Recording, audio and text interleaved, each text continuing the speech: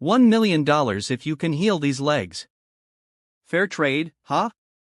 Maya Williams stepped back instinctively, startled. Her eyes widened as she realized she had barely brushed past a man in a wheelchair while making her way to the restroom. Still, she bowed slightly out of reflex. "I'm so sorry, sir." Jack Remington looked up from his wine in a tailored charcoal suit and Italian loafers resting awkwardly against the braces of his chair. He was unmistakable. Salt and pepper hair, a rugged jaw, eyes like smoked glass. His grin curled slowly like a knife being unsheathed. "Didn't even touch me, did you?" he said loudly, mockingly. Maya remained calm. "Still, I apologize." Jack chuckled, then reached into his blazer pocket. With a flourish, he pulled out a $10 bill, crumpled it slightly, and tossed it onto the floor near her feet. "Tell you what," he said, his voice now deliberately raised to reach other diners. "Get down there. Give my feet a little rub and that $10 is all yours. Think of it as a performance bonus." Laughter barked from his chest. A few guests turned to look. One man frowned. A woman clutched her wine glass tighter. Maya didn't flinch. She looked down at the bill, then back at Jack. "I'm not here for a performance," she said simply. Jack laughed even harder. "Oh, come on. It's a joke. Lighten up. You people used to have a sense of humor." That's when his smile faltered for the briefest moment because Maya wasn't glaring, nor was she ashamed. She was still, graceful, calm, and she was looking directly at him. Not the man on the magazine covers, not the caricature in the chair, but him. And in that pause, she spoke again. "Do you really laugh like that, or are you just trying to drown out the part of you that still wants to cry?" Could this moment change everything for Jack? The table fell silent. Jack's eyes narrowed slightly, the grin stiffening like drying cement. Then he forced another laugh, this time quieter. "Okay, fine. I'll sweeten the deal." He leaned in slightly, lowering his voice. $1 million if you can heal these broken legs. No rubs, no prayers. Just make me walk and the money's yours." Maya blinked. She recognized him now. Jack Remington, the tech mogul who'd vanished after a horse riding accident and a public divorce. Once a star, now a shadow, still sharp, still cruel, but crumbling quietly beneath the surface. She met his gaze for a beat longer, and in those eyes beneath the smug glint was pain. Real, heavy, buried pain. "I hope you enjoy your meal," Maya said. She stepped around the bill on the floor and walked calmly away. 2 days later, Mia stood before the heavy iron gate of Remington Estate. She hadn't requested the assignment. The agency had called last minute asking her to step in as a temporary caregiver. She almost declined until they said the name. Now, standing under the weeping willows outside his Georgian mansion, Mia took a slow breath and pressed the intercom. The gate clicked open. Inside the house was hushed and grand, full of marble, mahogany, and long shadows. She stepped lightly across the foyer toward the sunroom. He was there by the window in that same chair, staring out at a pond that shimmered under morning light. "You," Jack said when he saw her. His voice held surprise, maybe irritation, maybe something else. "You again." "I didn't expect to see you either," Maya replied. Jack chuckled bitterly. Fate's got a sick sense of humor. She offered a polite smile and walked toward the sideboard to place her bag. "Here to clean up my soul," he muttered. "I'm here to help however I can," she said gently. Jack gestured toward his legs, still offering that million. "It's real, you know, tax-free. You fix this, you're set for life." Maya paused, watching him carefully. "You think I'm joking," he added. "I think you're hurting," she said. He stared at her, searching for a smirk, some trace of mockery, but there was none. Just a calm stillness, a strength that made him feel both curious and uncomfortable. "What would you do if you walked again?" she asked softly. Jack scoffed. "Dance naked on my lawyer's desk. Fire half the board. Buy back my own company just to burn it. Not live differently?" Maya asked. "Not live better?" Jack opened his mouth, but no words came. She adjusted the blanket on his lap, the gesture natural and unhurried. He watched her hands, strong hands, not pampered, not afraid of weight, whether physical or emotional. "You laughed at me in that restaurant," Maya said. "You made me feel small in front of strangers." Jack flinched just slightly. "But what I remember more than your laugh," she continued, "was your eyes. You weren't laughing on the inside." Jack looked away, jaw tightening. She stepped back, giving him space. "I'm not here to judge, just to help." "I don't need your pity," he snapped. "It's not pity," she replied. "It's something you may have forgotten. Dignity." Jack stared at her for a long time. Something in him shifted barely, but enough to notice. The challenge remained, but the cruelty dimmed. "Fine," he muttered. "Let's see what you can do." Maya nodded once and moved toward the kitchen. Behind her, Jack sat in silence. He didn't laugh again that morning. Not once. Maya moved through the Remington estate with practiced ease. The kitchen, with its granite countertops and chrome fixtures, gleamed under natural light. She moved with quiet precision, boiling water for tea, arranging a plate of toast and poached eggs, preparing Jack's medication on a small ceramic tray. Every movement was respectful, careful. It was how she treated every client, no matter how cruel or kind. From the sunroom, Jack could hear her humming softly. It was the same tune she had hummed the day before, gentle without lyrics, as if plucked from memory rather than intention. He didn't recognize the melody, but something about it made his chest tighten. He hated that. He sat motionless, staring out the window at the pond. The geese were back, waddling along the edge, flapping lazily. His legs, stiff and cold, felt like they belonged to another man. He hadn't attempted to move them in months. Not since the last therapist gave up. They were appendages of failure. Now reminders that some falls you don't get up from. Maya entered quietly, placing the tray on the side table. "Tea, 2 sugars, no lemon," she said gently. Jack nodded without looking. She turned to go but paused at the doorway. "Would you like to eat here or in the dining room?"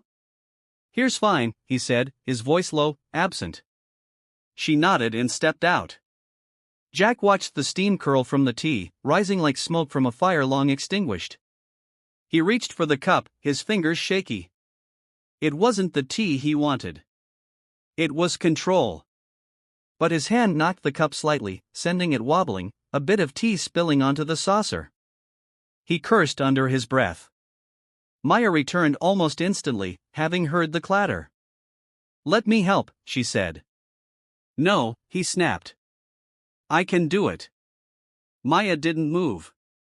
She just stood nearby, still, patient. Jack steadied the cup, forced it to his lips, and drank. The heat burned his tongue, but he didn't wince. It was a small pain, manageable, honest. Maya didn't say anything. She just waited. Finally, Jack set the cup down and looked at her. "What is it about you?" he asked. Mia raised an eyebrow. "Sir, you walk around here like you own the place, but not in a cocky way, like you're grounded, like nothing can touch you." "I've been touched by more than enough," she said simply. Jack was silent for a long moment. "You know, I've had dozens of nurses, assistants, aides. All of them treated me like porcelain or poison. But you're not afraid of me." "I'm not here to be afraid," she replied. "I'm here to see the man behind the noise." He looked away. "There's not much left behind the noise." "I don't believe that." Jack scoffed. "You think you can fix what the best doctors couldn't? I think healing doesn't always start with doctors." He turned back sharply. "So, you do think you can heal me?" "I think I can help you try," she said. Jack's eyes narrowed. "That sounds dangerously like hope." Maya smiled faintly. "Hope isn't dangerous. It's forgotten, that's all." He leaned back, observing her. "And what gives you the right to come in here with all this hope?" She didn't flinch. "Because I've lived without it, and I know what that silence feels like." Jack didn't answer. He looked down at his legs. "You ever lose something that made you who you are?" "My old." "Yes." "Like what?" She hesitated, then said. "My son Caleb, he was 9. Leukemia. We couldn't afford the experimental treatment. We had insurance, but it didn't cover that. We waited too long." Jack's mouth opened slightly, but no words came. "I quit nursing after that," she continued. "Didn't want to see another bed, another chart, another helpless mother." Silence hung between them. "I'm sorry," Jack said. And for once, it sounded real. "I didn't tell you for sympathy," Maya replied. "Just so you'd know, when I say I understand pain, I mean it." Jack stared at her for a long moment. Then he nodded just slightly. If you also feel the pain Maya has endured and the courage she continues to give her a like and let us know where you're watching from. BUP Stories. Someone nearby might be watching this with you right now. "All right," he said, "let's say I believe in your healing magic. What would you do? Lay hands, pray, burn sage?" Maya shook her head gently. "None of that. At least not yet." "Then what? Talk? Walk? If you can't do it with your legs, we'll do it with your mind." Jack looked skeptical. "So, it's therapy." "It's presence," she corrected. "Therapy's too clinical. This is about listening, about facing what's underneath." He grunted. "I've faced everything." "Not like this," she said. Jack sighed, wheeling his chair back slightly. "Fine, but no kumbaya nonsense. And if I feel like it's a waste of time, I end it." "Of course," Maya said. That afternoon they began. She asked him to describe the fall. Not the incident, but the moments after the panic, the stillness, the realization. Jack spoke with reluctance, then fluency. He told her about the sound of the horse's scream, the crunch of bone, the way his body went numb before the pain arrived like fire. He spoke about the ambulance, the hospital ceiling tiles, the sterile words from doctors who no longer saw him as powerful. He didn't cry, but when he finished, his voice had cracked. Maya didn't interrupt once. That night, Jack wheeled himself to the library, a room he hadn't entered in over a year.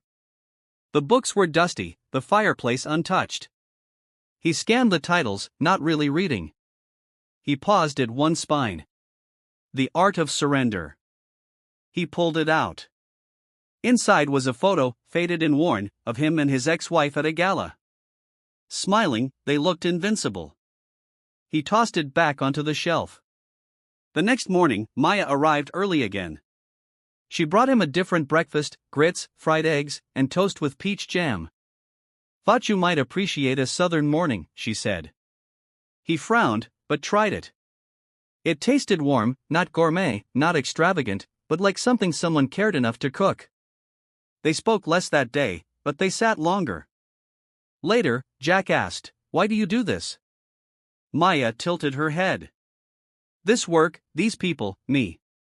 She looked at him, expression soft, "Because someone has to remind the world that pain doesn't make you less human." He nodded slowly. "And you think I'm still human?" She smiled gently. "I think you're still becoming."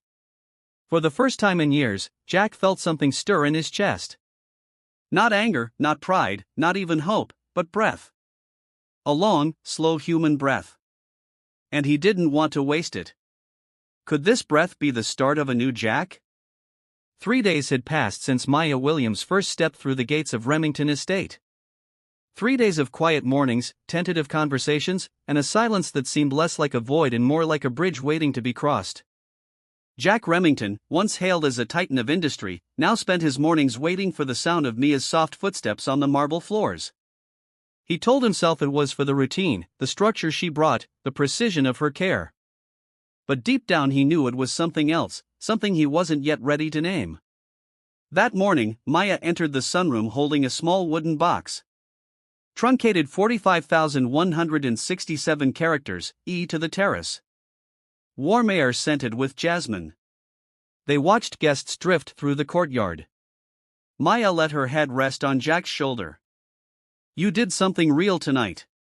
He kissed her temple. "Because you made me remember why." She glanced toward the horizon. "They'll continue testing us." He nodded. "Let them. Truth wears well under pressure." Inside, the gala's media coverage spilled over. Live streams, tweets, headlines like "From Wall Street to Healing Streets, Maya Williams, Care Beyond Charts." Some critics sneered, others cheered, but everyone spoke. In the days that followed, Jack received letters, gratitude, stories, poems, essays. One from an injured veteran simply said, "You taught me to stand." At night, Jack placed the letters on his bedside table. He'd asked for transparency. The world had answered by giving him purpose and accountability. Maya traced the initials on his foundation ring. "Promise we stay honest." Jack smiled. "Promise." That night he played the piano again. This time a fuller rendition of "Hush, Little Warrior." Maya hummed softly beside him. It sounded like healing. And in the soft glow of lamplight and music, Jack Remington, once a man broken by power and accident, realized he was building something stronger than himself, stronger than pain, a legacy not of fame, but of faith. Jack woke earlier than usual. A dull ache in his legs, reminding him of both past fragility and present potency. Today marked 6 months since Maya Williams had stepped into his life, half a year since his initial spark of change. He crossed his study in silence and paused at the mirror. His reflection looked weary, hopeful, scarred, steadier. Down in the kitchen, Maya was setting out fruit and yogurt on the table.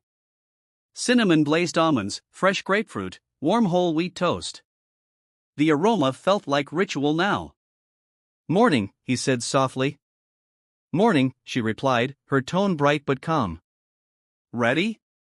Jack nodded. "Let's do this." They walked together to the study where legal documents awaited.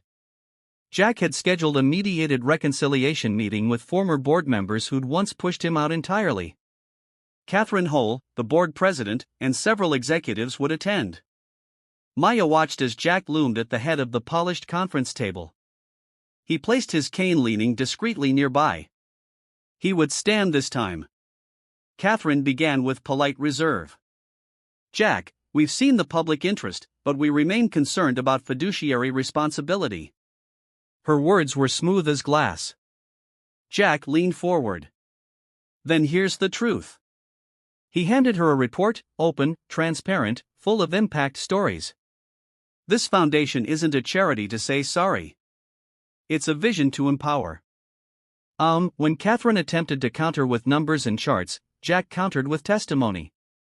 Survivors, scholarship recipients, injured veterans able to walk again or find jobs, he spoke with quiet gravity. Each sentence grounded in risk offered and risk borne. Catherine interrupted. "You're asking us to forgive and release stakes you've had for 2 decades. Jack's voice was steady. "I'm asking you to acknowledge that healing and growth are not cash flows on a balance sheet. They're lives restored." The room fell silent. Then one executive, young Nest, spoke. "I lost my brother in Afghanistan. He never walked again. But your clinic helped his wife. She found purpose helping others." Heads turned. Catherine exhaled through pursed lips. Jack nodded. Redemption isn't in a quibble.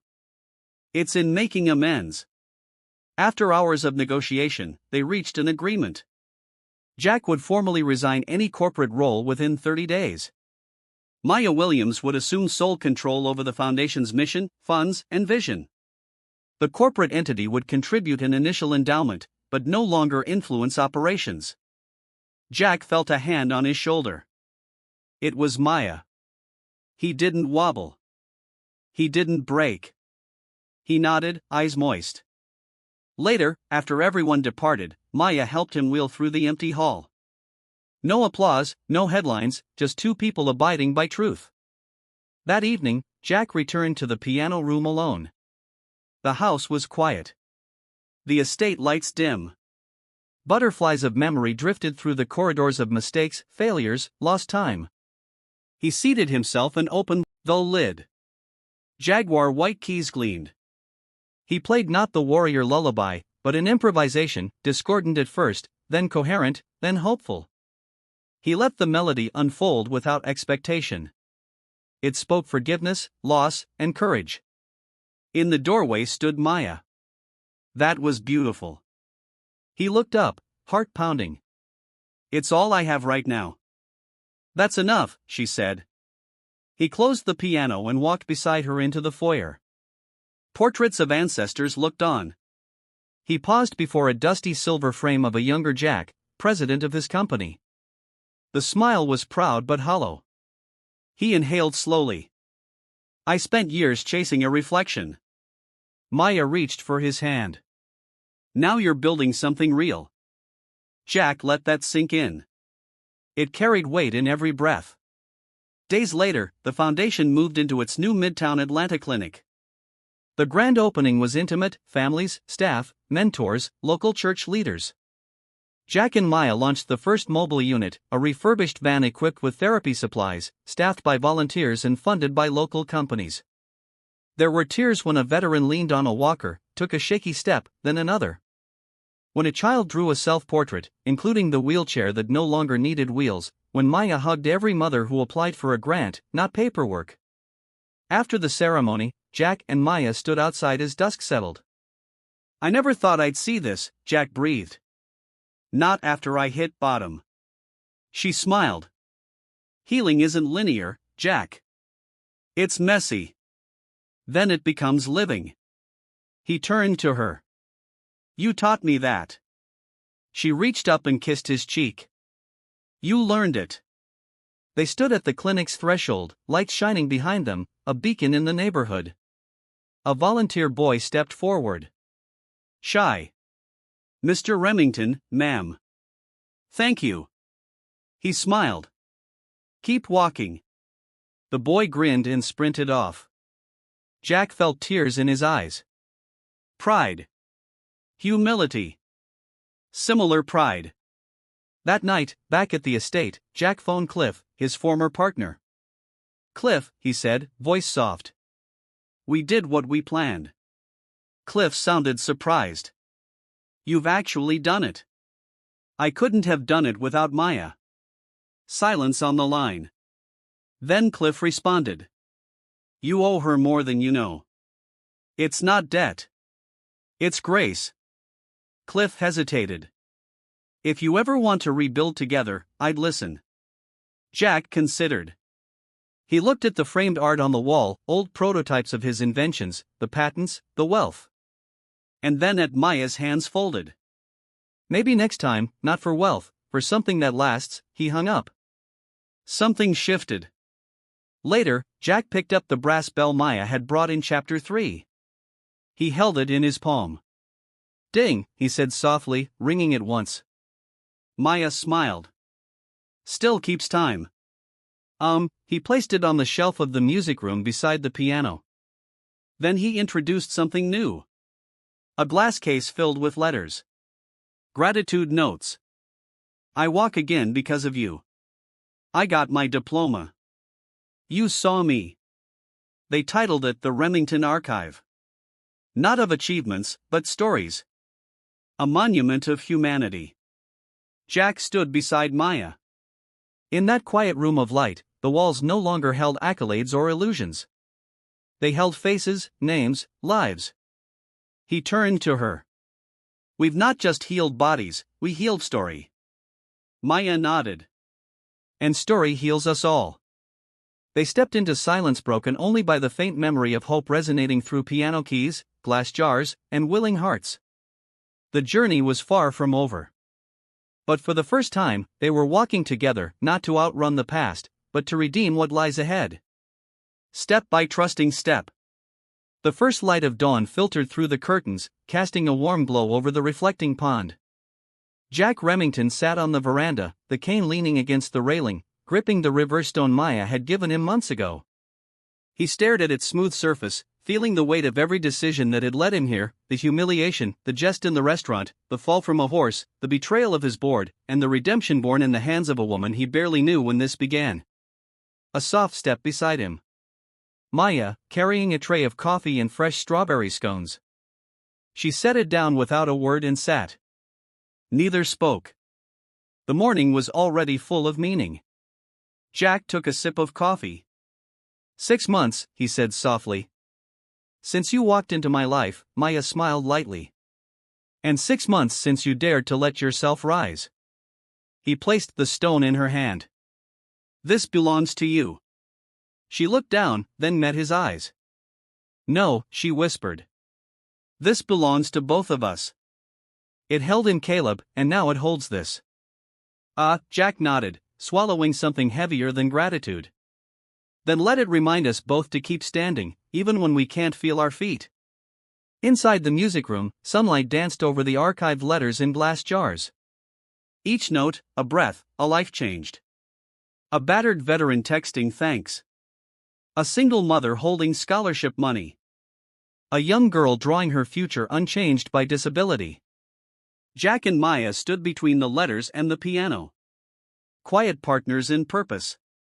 Outside, laughter echoed across the courtyard as volunteers prepared for a community meal. Jack ran his fingers over the keys, lingering on one note. Play it, Maya urged.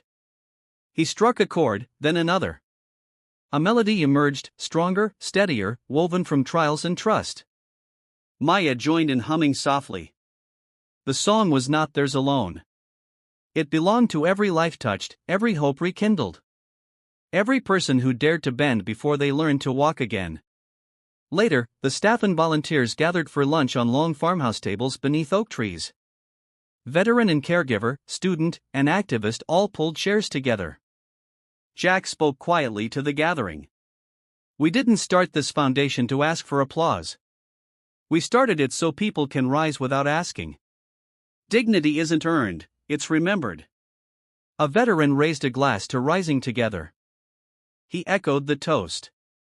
This wasn't power. It was presence. Afterward, Jack excused himself and found Maya among the crowds, passing out bottled water to community members.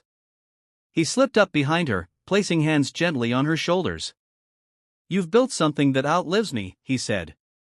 She turned and looked him in the eye. And you gave me the space to believe in that. They leaned into the moment.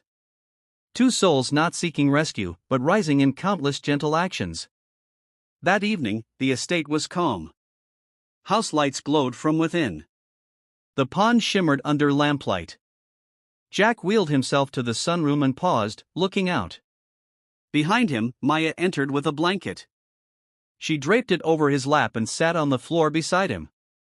Jack turned slightly and kissed the top of her head. Thank you, he said. For what? For making me feel like a man again. That's not healing, she replied. That's recognizing what was always there. He rested his hand on hers. The riverstone sat on the side table, silent witness, not a relic of loss, but symbol of presence. They sat in silence, not empty, full of breath, light, humbling completion.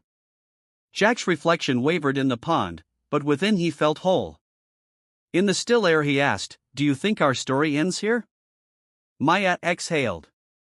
Not ends, continues. In every life we touch, Jack smiled. He reached for the cane, stood slowly, steady, without her support. But because of everything she'd helped him reclaim, Maya watched him rise again, stronger and more certain. Jack turned. Let's walk together. They stepped into the veranda's light. Not blindly, not defiant, but with quiet resilience, side by side. Because true healing isn't about walking alone. It's about rising together every time the world tries to fall us down. And they had learned that lesson in song, in pain, in gratitude, in shared silence.